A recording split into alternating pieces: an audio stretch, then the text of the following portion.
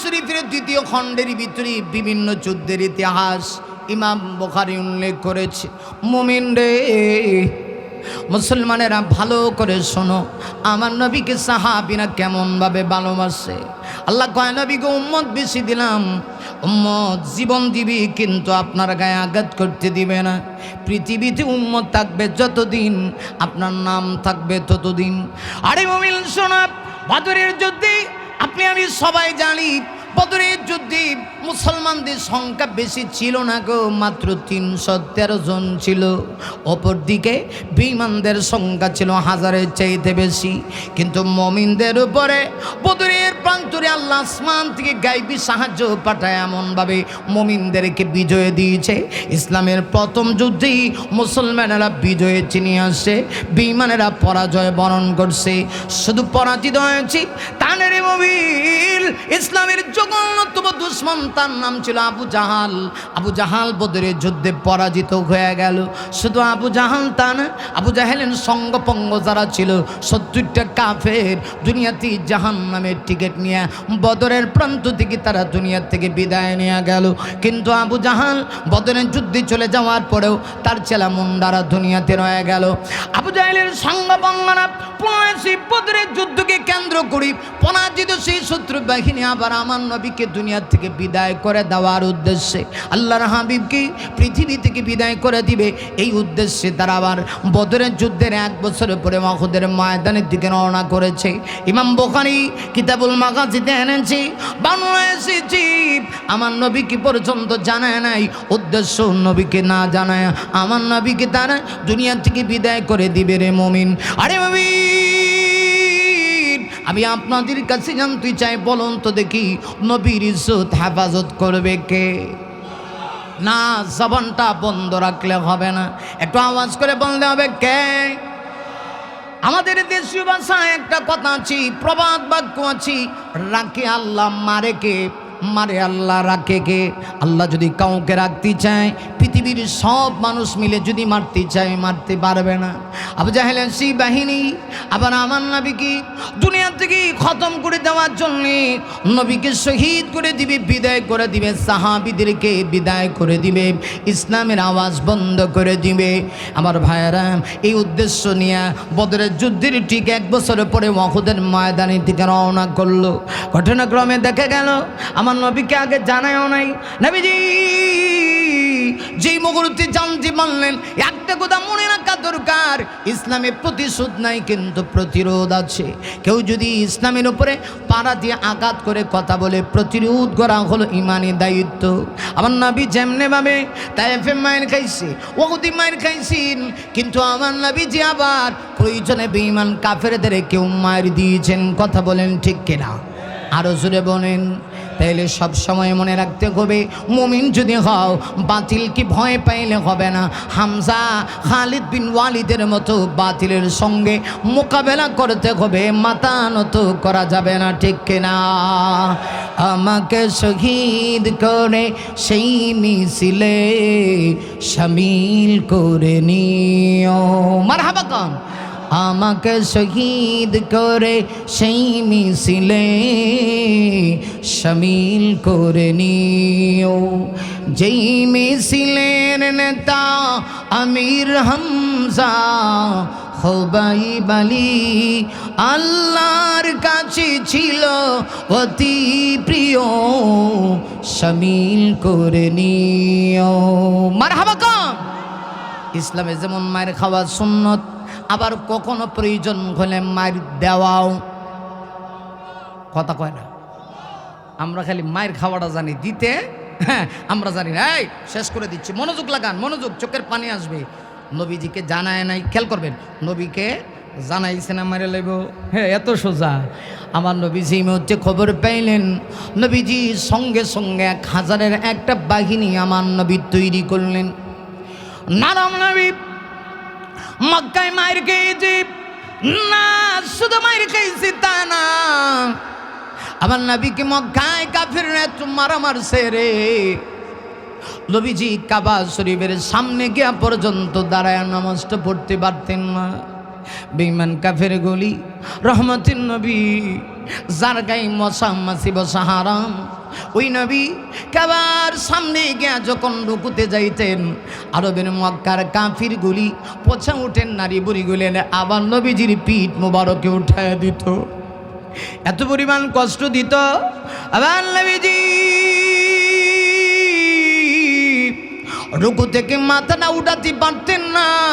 হাদিসে এসেছি তখন আমার নবীজির প্রথম স্ত্রী আম্মা জান খাদিজা নাই, নবীজির স্ত্রী খাদিজা দুনিয়ার থেকে বিদায় হয়ে গেল। আমার নবী শোকে কাতর হয়ে গেছে, চাচা হারাইছে, একদিকে নবীজি এতিম হয়ে পৃথিবীতে আসে, আবার নবী পৃথিবীতে এসে বাবার চেহারাটা পর্যন্ত দেখতে পারে নাই। মাত্র 6 বছর বয়সে আবার নবীজি তার মা আমেনাকে হারাইলেন। কিছুদিনের জন্য দায়িত্ব নিল দাদা আব্দুল মুত্তালিব। আব্দুল মুত্তালিব সাইবাও দুনিয়ার থেকে বিদায় নিয়ে গেল। না শুধু আব্দুল মুত্তালিব সাইবা দুনিয়া থেকে বিদায় নিয়েছে তা না গো, আব্দুল মুত্তালিব সাইবা দুনিয়া থেকে বিদায় নেওয়ার পরে আমার নবীজি এতিম, রসুলের দায়িত্ব গ্রহণ করল।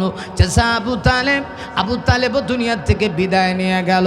আমার নবীর প্রথম স্ত্রী আম্মাজান খাদিজা, যিনি আমার নবীকে কলিজা দিয়া ভালোবাসতেন। আমার নবী মাঝে মধ্যে অন্যান্য স্ত্রীদেরকে বলতেন, আমার স্ত্রীরা রে, আমি তোমাদেরকে বিবাহ করেছি খাদিজাতুল কুবরার ইন্তেকালের পরে, তোমরা সবাই আমাকে একটা ভালোবাসো। এই ভালোবাসার একটা দলিল আছে, দলিল আমি আছে বলা যায়, এই ভালোবাসার একটা নমুনা কোনো রকম বলতে পারি, কিন্তু খাদিজা যে আমাকে ভালোবাসে এই ভালোবাসার কোনো দলিল নাই, বিনা দলিলে আমাকে মহব্বত করে আমাকে ভালোবাসি।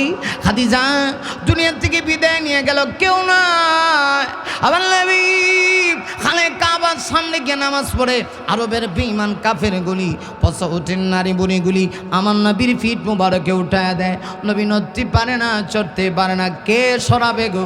ছোট্ট মেয়ে আবার নবীর কলিজার টুকরা হযরত ফাতেমা।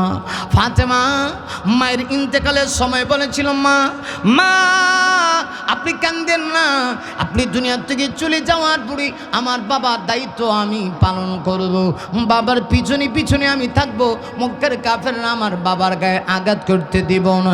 হযরত ফাতেমা আমার নবীজির পিঠে যখন পশা ওঠেন, নারী বুড়ি উঠায় দিছে, নবী নড়তে পারে না, চড়তে পারে না, ছোট্ট মেয়ে ফাতেমা এগুলা সরায় দেয়। সরায় শুধু দেয় তা না, আরববাসীকে ডাক দেয়া করে, আরবের কাফেররা তোমাদের কি দয়া হয় না গো? আমার বাবার মাও নাই, আমার বাবার বাবাও নাই, আমার বাবা এতিম, এতিম বাবার কি দোষ? কোনো দোষ নেই, শুধু কালমা দাওয়াত দেওয়ার কারণে তোমরা আমার বাবাকে এত কষ্ট দাও। আমার বাবার উকু থেকে মাথাটা উড়াতে পারে না, কত কষ্ট আমার নবীকে দিল।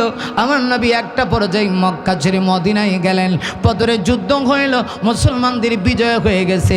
আবু জাহেলের বরদাস্ত হয়, আবু জাহেলের উত্তরসূরিদের বরদাস্ত হয় না। আবু জাহেলের উত্তরসূরি পুনরায় আমার নবীকে পুনরুজ্জিতকে কেন্দ্র করে নবীকে দুনিয়া থেকে বিদায় করার উদ্দেশ্যে উহুদের ময়দানের দিকে রওনা হয়ে গেল। আমার নবীজি গর্জে উঠলেন, 1000-এর বাহিনী তৈরি করলেন। ইমাম বুখারী লেখে এর ভিতরে 300 জন ছিল মুনাফিক, 300 জন আলাদা হয়ে গেল। আমার নবীজি খালি 700 জন ইমানদার বীর পলোয়ান সাহাবীদেরকে নিয়ে নবীজি সেই দিন উহুদের ময়দানে উপস্থিত হয়ে গেলেন। আমার নবী সেই দিন সেনাপতি হিসাবে নবীজি তার মাথায় একটা লোহার টুপি পরিধান করলেন। লোহার টুপি পরিধান করে আমার নবীজি মাঠে ময়দানে 650 জন সাহাবীদেরকে স্থান নির্ধারণ করে দিলেন, কে কোথায় থেকে থেকে বেঈমানদের সাথে মোকাবেলা করবে। বাকি 50 জন সাহাবীকে আমার নবীজি বাছনি দিয়ে আলাদা করলেন, যারা যুদ্ধের ময়দানে তীর ধনুক চালাইতে পারে, তীর ধনুক সম্পর্কে আলাদা অভিজ্ঞতা আছে, এদের বড় প্রয়োজন, যুদ্ধের কৌশলে তাদের কাজে লাগবে। নবীজি 50 জন তীরন্দাজ সাহাবীকে রোমা পাহাড়ের চূড়ায়, উহুদ পাহাড়ের পারদেশে রোমা পাহাড়, এটার পাশেই ছোট্ট একটা গলিপথ, এই গলিপথ দিয়া যুদ্ধ চলাকালীন অবস্থায় যেন অতর্কিতভাবে বেঈমানেরা হামলা করতে না পারে। এই জন্য আমার নবীজি ওই 50 জন তীরন্দাজ সাহাবীকে দায়িত্ব দিলেন আর বললেন, এখানে দাঁড়ায় থাকবা, যুদ্ধ চলবে, বিজয় হইলেও তোমরা স্থান ছাড়বা না, পরাজয় হলেও স্থান ছেড়ে দিও না, কারণ যে কোনো সময় যুদ্ধের মোড় ঘুরে যেতে পারে। মুহূর্তের ভিতরে যুদ্ধের দামামা বেজে গেল। দেখা গেল মুসলমানেরা বেঈমানদের উপরে হামলা চালাইল, বেঈমানেরা পরাজিত হয়ে মাঠ ছেড়ে চলে যাচ্ছে। মুসলমানের বিজয়ের খবরে এত আনন্দিত, যুদ্ধের ময়দানে বেঈমানেরা যে মাল লেগে গেল, যুদ্ধ বিধ্বস্ত অবস্থায় মালের নাম হলো গনিমত। গনিমতের মাল নিয়ে মুসলমানেরা ব্যস্ত হয়ে গেল। ওই দিক দিয়ে বিজয়ের খবর 50 জন তীরন্দাজ সাহাবীর কান পর্যন্ত পৌঁছে গেল।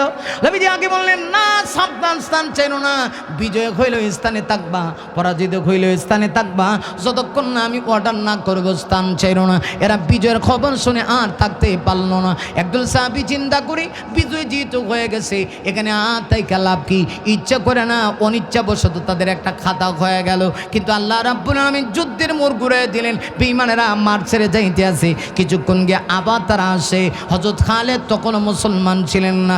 খালিদ বিন ওয়ালিদের নেতৃত্বে তখন তিনি বেঈমান ছিল, নবীর প্রতি তার কোনো মহব্বত নাই। আবার এসে যুদ্ধের ময়দানে তারা ঢুকে একেবারে এমনভাবে হামলা চালায় দিছে, কে কাকে মারতেছি বলা যায় না, মুসলমান মুসলমানকে মাইরা ফেলাইতেছে বলতে পারে না। আগে দেখছিল বিজয়, মুহূর্তের ভিতরে অবস্থা কেন কেউ বলতে পারে না। এই অবস্থায় দুষ্ট বাহিনী এত খারাপ, ডাক দিয়ে বলে এইভাবে মুসলিম মাইনা শেষ করা যাবে না গো, একটা কাজ করো, মুসলমানের নবীকে তালাশ করো, মুসলমানের নবী যেখানে আছি একসঙ্গে আক্রমণ করে নবীকে বিদায় করে দাও। এই টার্গেট নিয়ে একেবারে আমার নবী যুদ্ধের ময়দানে যেখানে দাঁড়ায় আছেন, আমার নবী যেখানে দাঁড়ায় আছে, আরে মুমিন আমি আপনাদের কি কথা বুঝাইতে চাই। আল্লাহ কয়, নবী গো, উম্মত দিয়েছি, উম্মত যতদিন থাকবে আপনার ইজ্জত থাকবে, আপনার গায়ে কেউ আঘাত করতে পারবে না। নবী যেখানে দাঁড়ায় আছে, নবীজি যেখানে দাঁড়ায় আছি, সাহাবীদের একটা জটনা, সেখানে 10 জনের একটা কাফেলা নিজের জীবন বাজি রেখে ডাল হয়ে নবীকে চতুর্দিকে ঘেরাও করে আছে, দুষ্ট বাহিনী যেন আক্রমণ করতে না পারে। এই 10 জনের ভিতরে একজন সাহাবী ছিল, নাম ছিল তালহা। হযরত তালহা বুঝতে পেরেছি দুষ্ট বাহিনী সুযোগ পাইলে মনে হয় আমার নবীকে আঘাত করবে। হযরত তালহা সঙ্গী সাথীদেরকে ডাক দিয়ে বলতেছেন, আমার সঙ্গী সাথীরা রে শোনো, আমি আমার নাকের ভিতরে জান্নাতের সুঘ্রাণ পাচ্ছি। সুবহানাল্লাহ আছে, আরো জোরে আল্লাহু আকবার। হযরত তালহা বলেন, সাহাবীরা আমি আমার নাকের ভিতরে জান্নাতের সুঘ্রাণ পাইতেছি। মন বলতেছে আমি আর বেশিক্ষণ দুনিয়াতে বাঁচব না, আমি মনে হয় শহীদ হয়ে যাব। তবে শুনে নাও, আমার দেহে যতক্ষণ রক্ত থাকবে আল্লাহর কসম নবীর গায়ে আমি আঘাত করতে ওদেরকে দেব না। আমি যদি শহীদ হয়ে যাই তোমাদের কাছে আমার নবীর ইজ্জতটা আমানত দিলাম। 9 জন যতক্ষণ বেঁচে থাকবা বীর পলোয়ানের সাথে মোকাবেলা করবা, প্রয়োজনে তোমরাও শহীদ হইবা, কিন্তু তোমরা বাইচে থাকা অবস্থায় নবীর গায়ে যেন কেউ আঘাত করতে না পারে। আল্লাহু আকবার কি বলা যাবে?